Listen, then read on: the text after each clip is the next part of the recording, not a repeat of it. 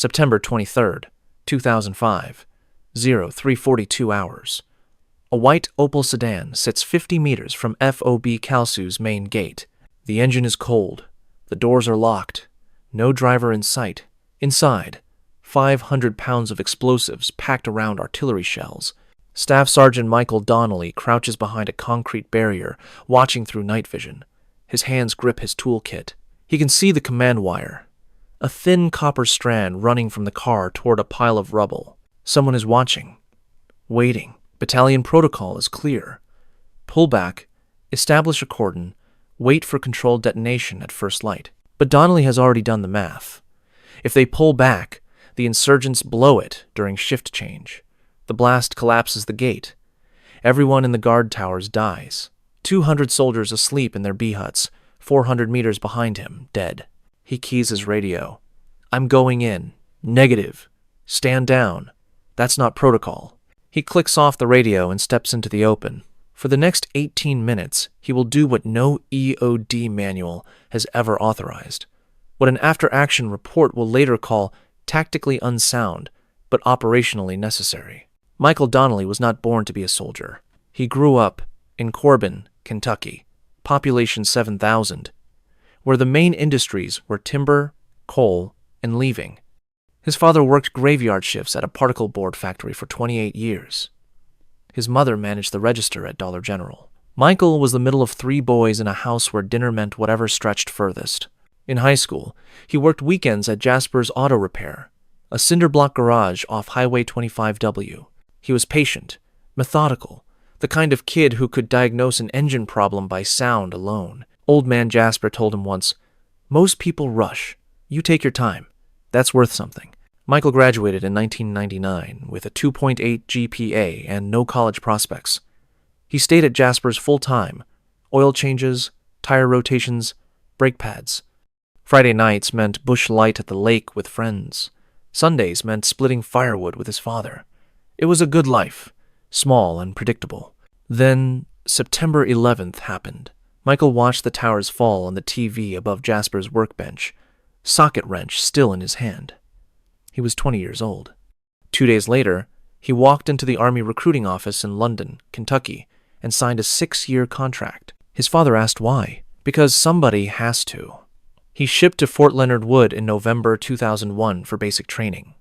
He wasn't the fastest runner or the strongest soldier, but he was steady. Drill sergeants barely noticed him. He qualified expert on the M16, but never mentioned it. When his drill sergeant asked who wanted to volunteer for explosive ordnance disposal training, the most dangerous job in the Army, Michael raised his hand without hesitation. So why volunteer for the job with the highest casualty rate? Because Michael understood something others didn't. In Iraq, IEDs were killing more soldiers than firefights. Someone had to stop them. Someone had to be willing to walk toward the bombs instead of away from them. EOD school at Eglin Air Force Base lasted 39 weeks. The washout rate was 50%. Michael passed every test on the first try, not because he was naturally gifted, but because he studied like his life depended on it, which, eventually, it would. But his instructors noticed something else, something that made them uncomfortable. While other students learned to approach unexploded ordnance methodically, assess, identify, render safe, remove, Donnelly did something different. He studied blast patterns, placement, the psychology of the bomb maker. You gotta think like them, he'd say. Figure out what they expect you to do, then do something else. His instructors called it dangerously creative. But his test scores were flawless, so they let it slide. After graduation in 2003, Donnelly deployed to Iraq with the 759th Ordnance Company. 13 months of IED calls, vehicle inspections, controlled detonations. He earned his combat action badge and a reputation for staying calm when others panicked. But there was something his teammates couldn't ignore. Late at night, after missions, Donnelly would sit in the motor pool with spare wire, batteries, and dummy charges, building mock IEDs. Then figuring out ways to defeat them without using the robot. What if the robot fails, he'd say. What if there's no time? They called him Mad Scientist, not affectionately. His squad leader, Sergeant First Class Torres, pulled him aside. "Donnelly, you follow the manual. That's how you stay alive. Stop playing with fire." Donnelly nodded, said nothing, kept practicing anyway. By late 2005, FOB Kalsu had become one of the most dangerous forward operating bases in central Iraq. The base sat in Iskandariyah, a mixed Sunni-Shia city 30 miles south of Baghdad, in what soldiers called the Triangle of Death. Al-Qaeda in Iraq controlled the surrounding villages. Iranian-backed militias operated from eastern neighborhoods. American forces were caught between them, targets for both. The tactical problem was simple. FOB Kalsu was surrounded. Route Tampa, the main supply route, ran directly past the base. Convoy attacks happened daily. Mortars and rockets hit the base 2 or 3 times a week. But the worst threat was VBIEDs, vehicle-borne improvised explosive devices, car bombs. So how do you defend against a car bomb? Standard defense involved multiple checkpoints, concrete barriers arranged in serpentine patterns to slow vehicles, and 50 caliber machine guns in guard towers covering the approaches. But FOB Kalsu had an Achilles heel, the eastern perimeter, a 200-meter stretch where the outer wall ran parallel to a narrow service road used by local contractors, too narrow for heavy barriers, too exposed for comfort. Intelligence reports in September 2005 indicated Al-Qaeda cells were planning a major VBIED attack targeting FOB Kalsu's main gate during shift change, when guards rotated and towers were briefly undermanned. If a large enough vehicle bomb breached that gate, insurgents could follow with a ground assault. They'd overrun the Tactical Operations Center. Mass casualties. Every EOD tech on base knew this. Every commander knew this. But predicting when and where the attack would come was impossible. So they waited. Donnelly was 3 months into his second deployment. He'd already cleared 47 IEDs. He knew the patterns, the timing, the way insurgents thought. On the night of September 22nd, he told his team leader something that made everyone uncomfortable. They're coming soon, and when they do, they'll put the VBIED somewhere we can't reach it safely. His team leader asked what he meant. They'll park it where the robot can't navigate, where we have to make a choice. Pull back and let it blow, or go in on foot. And if that happens, Donnelly was quiet. Then, we go in on foot. His team leader shook his head. That's not protocol, Mike. I know. 0342 hours. September 23rd. The tower guards spotted it first. A vehicle, rolling slowly down the service road. No headlights. Engine barely audible. It stopped in the corridor between the outer T-walls and the main gate. Driver's door facing away from the guard post. No one got out. The engine shut off. Silence. The quick reaction force responded within 2 minutes. 4 soldiers in full kit, weapons raised, approaching from the south. But by then, the vehicle was empty. Driver gone. Doors locked. Donnelly arrived 6 minutes later, already suited up in his EOD gear. 40 pounds of Kevlar and ballistic plates. He carried his toolkit, a handheld jammer, and a headlamp. Through his night vision goggles, everything glowed green and grainy. He scanned the Opel from 50 meters out. The rear suspension sagged too low for an empty car. The trunk sat heavy, and there, visible through the back window, wires. Taped bundles running from the trunk into the cabin, disappearing under the dashboard. He radioed immediately. VBIED, estimated 500 pounds. Artillery shells, probably 155 millimeter. Command wire detonation. The QRF leader's voice crackled back. Can the robot get to it? Donnelly looked at the debris field. Scattered rubble from yesterday's mortar attack. Rebar jutting from broken concrete. A drainage ditch running perpendicular to the corridor. The robot couldn't navigate it. Not safely. Not fast enough. Negative. Then we establish a cordon and wait for control dead at first light. But Donnelly had already seen something that changed everything. The command wire. A thin copper strand, almost invisible in the darkness, running from the Opel's undercarriage eastward toward a pile of rubble near the perimeter. That meant someone was out there, watching, right now. Finger on the trigger. So here's the problem. If they pulled back and established a cordon like protocol demanded, the insurgents would know. They'd detonate remotely during the confusion, probably during shift change in 20 minutes when the towers were most vulnerable. The gate would collapse. The blast would shred everyone nearby. Soldiers in the nearest B huts would die in their sleep. But going in violated every safety protocol in the EOD manual. Donnelly keyed his radio. "I'm going in." "Negative. That's not protocol. There's a command wire. Someone's watching. If we pull back, they blow it anyway." "Donnelly, you do not have authorization." He clicked off the radio. He had no orders, no backup, no permission.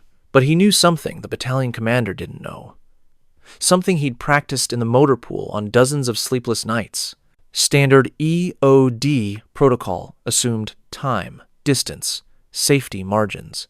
It assumed the enemy wasn't watching in real time with their finger on a detonator.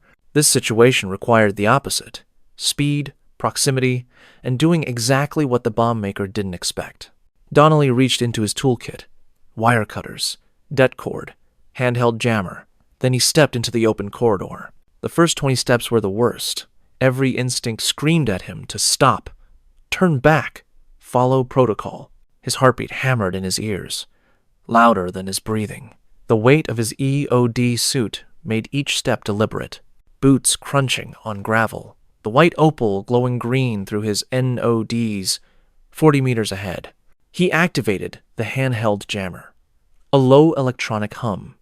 The device broadcast on 3 frequencies simultaneously: garage door openers, cell phones, two-way radios. The frequencies insurgents used for remote detonation: effective radius, 25 meters. That meant he had to get within 25 meters before they could trigger it. 30 meters out now. The command wire more visible, running from the rear axle, snaking through gravel, disappearing into the rubble pile. Someone on the other end, watching him, right now. 20 meters. The jammer's hum grew louder.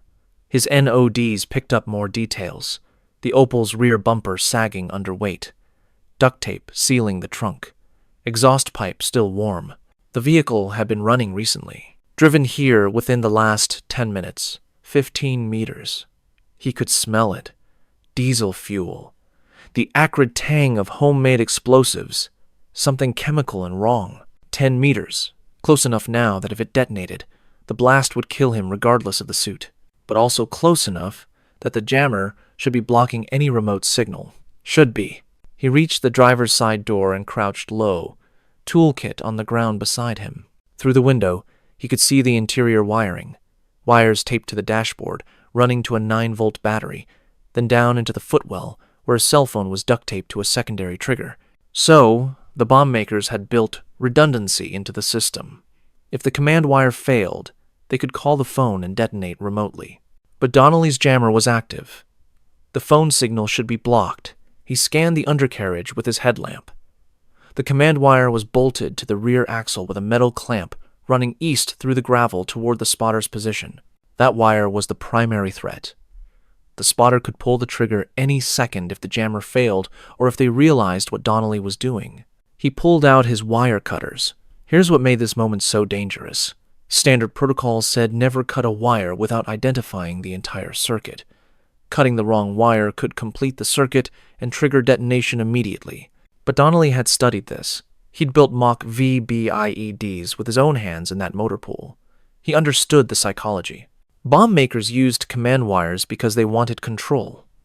They wanted to choose the exact moment of detonation, which meant the circuit was normally open. Cutting the wire would render it inert, not trigger it, unless they'd rigged a fail-safe, a spring-loaded switch, a dead man trigger. Donnelly positioned the wire cutters around the copper strand. He took one breath that tasted like copper and dust, and squeezed. Snip, the wire fell slack. No explosion, no flash, just silence and the hum of the jammer. He'd severed the primary detonation circuit, but he wasn't done. The cell phone trigger was still active. If the jammer failed, they could still call it. Donnelly moved to the driver's door. He pulled out a Slim Jim from his toolkit, a flat metal strip used to unlock car doors. Something he'd learned at Jasper's Auto Repair back in Corbin, Kentucky, a lifetime ago. He slid it between the window and the door frame. 3 seconds of careful manipulation. The lock popped. He opened the door. The interior stank of diesel and something else. Sweat, cigarette smoke, fear.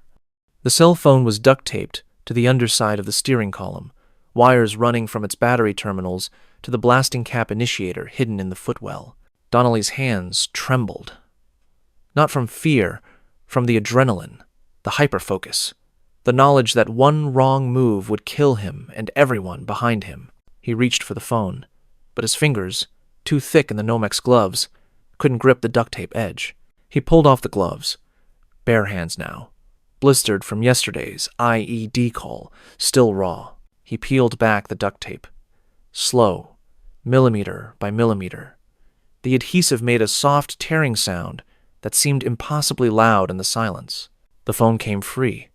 A Nokia 3310. Simple, common. He could see the wires soldered to the battery terminals, positive and negative, running to a junction box in the footwell.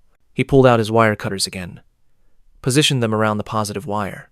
If he cut it, the circuit would break. The phone couldn't receive a signal anymore, but there was a risk.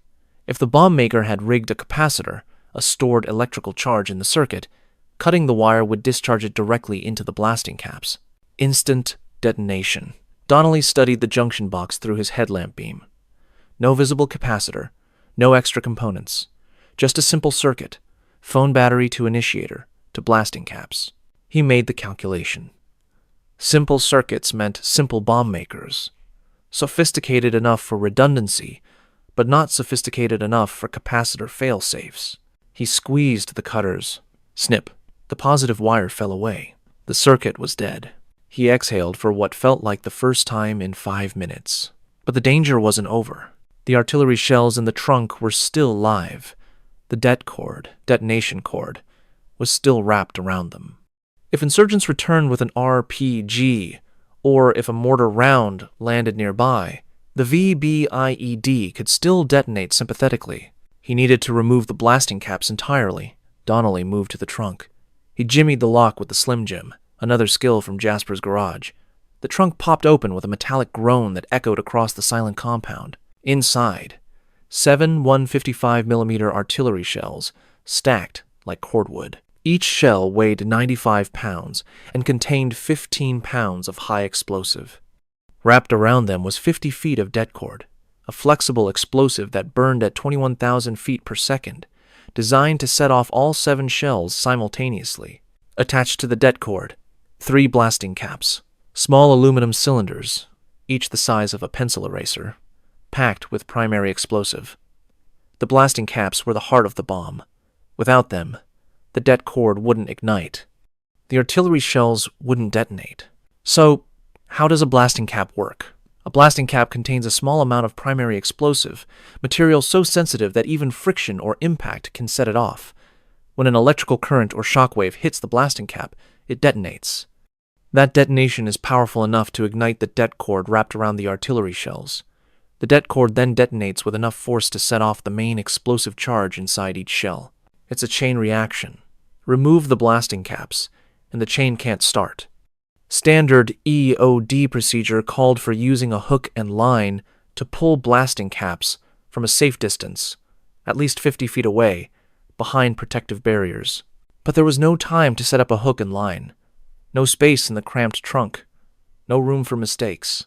Donnelly would have to remove them by hand. He reached into the trunk with his bare hands. The metal was cold, slick with condensation from the night air. He traced the det cord to the first blasting cap, crimped onto the cord with a metal sleeve. His fingers wrapped around it, thumb and forefinger, cold aluminum. The slight give of crimped metal. If he pulled too hard, if the friction ignited the primary explosive, it would detonate in his hand. He twisted gently. Counterclockwise, the crimp loosened. The blasting cap slid free from the det cord. He set it carefully on the ground, beside the opal, one down. His hands were shaking now. Not from fear, from exhaustion, from the physical toll of 40 pounds of gear, from the heat and the adrenaline crash beginning to set in. He reached for the second blasting cap. Same process. Grip, twist, extract. The metal was slightly corroded, harder to grip. His blistered fingers slipped once. He steadied himself. Tried again. The crimp loosened. The cap came free. 2 down. The third blasting cap was buried deeper, wrapped in layers of det cord beneath the artillery shells. He had to reach into the trunk, his arm disappearing up to the elbow, fingers searching blindly through explosive material. His shoulder ached. His fingers brushed the blasting cap, small, cylindrical, wedged between 2 shells. He gripped it, twisted. It didn't move. He tried again. Harder this time. The crimp was tighter, corroded, improperly installed. It wouldn't budge. Behind him, voices. The QRF, shouting from the T-wall. Donnelly! Status! He ignored them, focused on the blasting cap. He repositioned his grip, braced his other hand against the artillery shell for leverage, twisted with everything he had. The crimp gave. The blasting cap slid free. 3 down. The det cord was now inert. The artillery shells were stable. The VBIED was neutralized. Donnelly stood, legs shaking, and keyed his radio. All clear. VBIED is safe. Silence on the other end. Then, say again? VBIED is neutralized. Blasting caps removed. Recommend EOD team. Secure the shells for controlled det. The QRF leader's voice came through. Disbelief clear even through the static. Donnelly, did you just manually render that thing safe? Affirmative. Jesus Christ. By 04:15 hours, the full EOD team arrived. They found Donnelly sitting on the ground beside the Opal, his EOD suit unzipped, hands bleeding from the blistered skin where he'd gripped the blasting caps. He was drinking water from a camelback, staring at the trunk full of artillery shells. The senior EOD officer, Warrant Officer Clarkson, inspected the vehicle. He examined the severed command wire, the disconnected cell phone, the 3 blasting caps lying in the gravel, the det cord still wrapped around the shells. He looked at Donnelly. You went in manually. Donnelly nodded. You cut the command wire without confirming the circuit. Yes, sir. You opened the vehicle without remote reconnaissance. Yes, sir. You removed the blasting caps by hand. Yes, sir. Clarkson was quiet for a long moment. Then, that was the stupidest, most reckless thing I've ever seen an EOD tech do. Donnelly said nothing. It's also the only thing that would have worked. The after-action review took 3 hours. Battalion Command wanted answers. Why had Donnelly violated protocol? How had he known the command wire was safe to cut? What if the cell phone trigger had activated while he was working? What if the blasting caps had detonated in his hands? Donnelly's answers were methodical, technical, precise. He explained the psychology of the bomb maker, the redundancy systems insurgents used, the failure points in their designs. He explained how speed and unpredictability could defeat a watching enemy better than slow, methodical protocol. The battalion commander, Lieutenant Colonel Braddock, listened without interrupting. When Donnelly finished, Braddock asked one question. Would you do it again? Donnelly paused. Then, if it was the only way to save lives, yes, sir. Braddock nodded.